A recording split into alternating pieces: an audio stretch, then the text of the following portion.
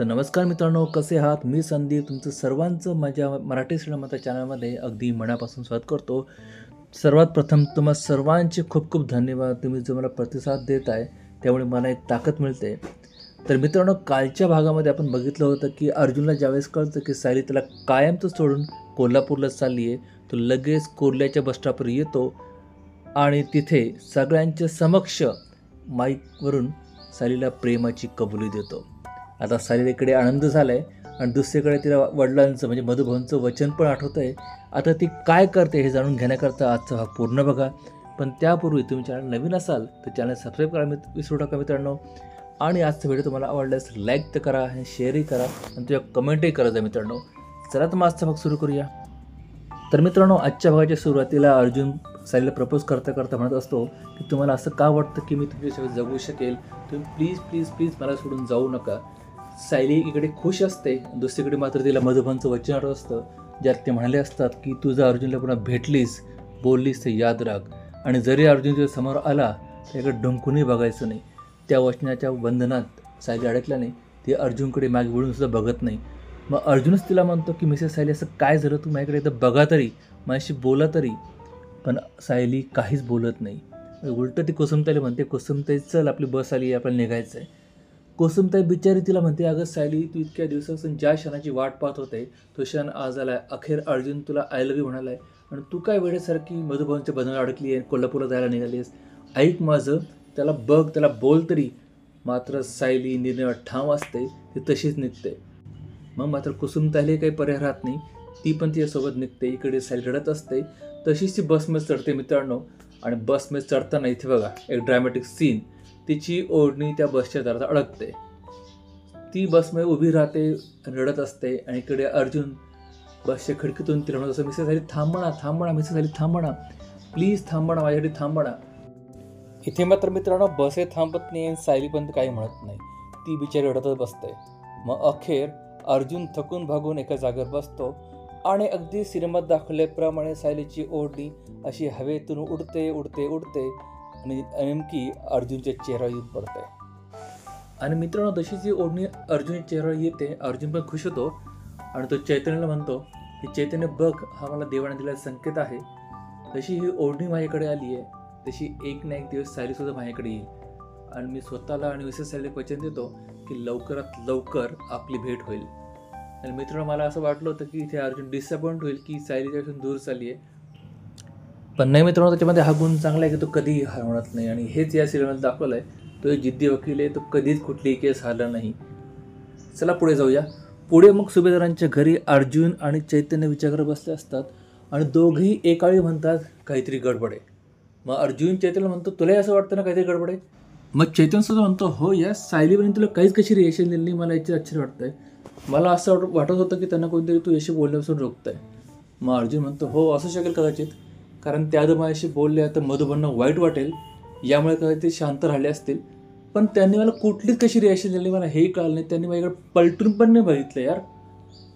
मग चैतन्य म्हणतो, कदाचित त्यांचं तुझ्या प्रेम नसेल. अर्जुन म्हणतो, असं नाही होणार.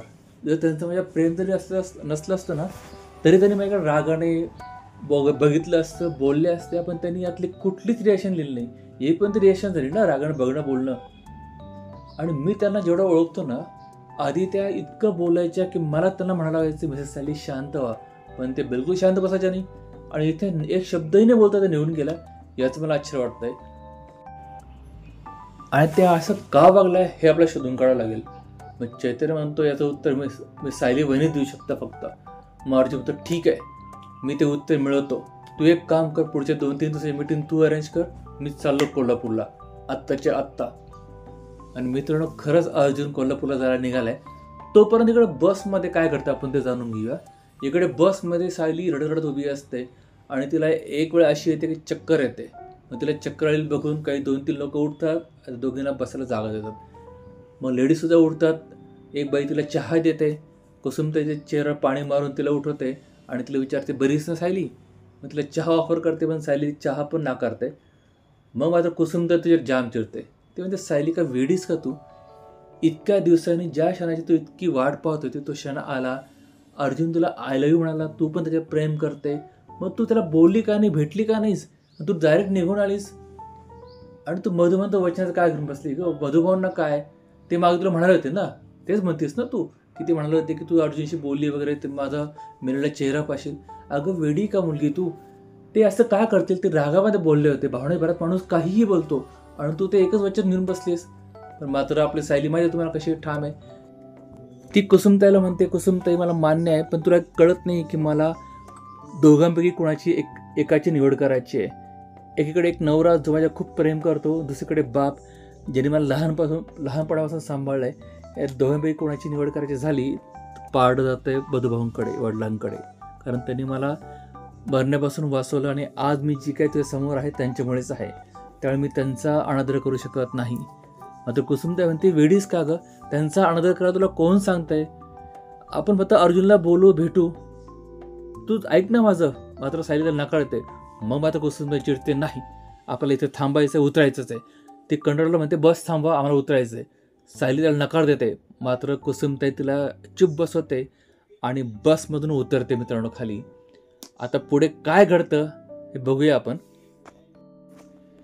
पण मित्रांनो, इथे आजची मालिका संपणे अजून ट्विस्ट बाकी आहे.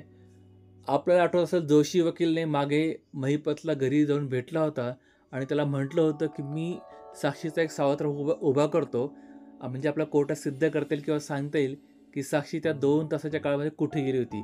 तर ती तिच्या सावत्र भावाला भेटायला गेली होती, कारण तो खूप आजारी होता, मरणाच्या दारात होता.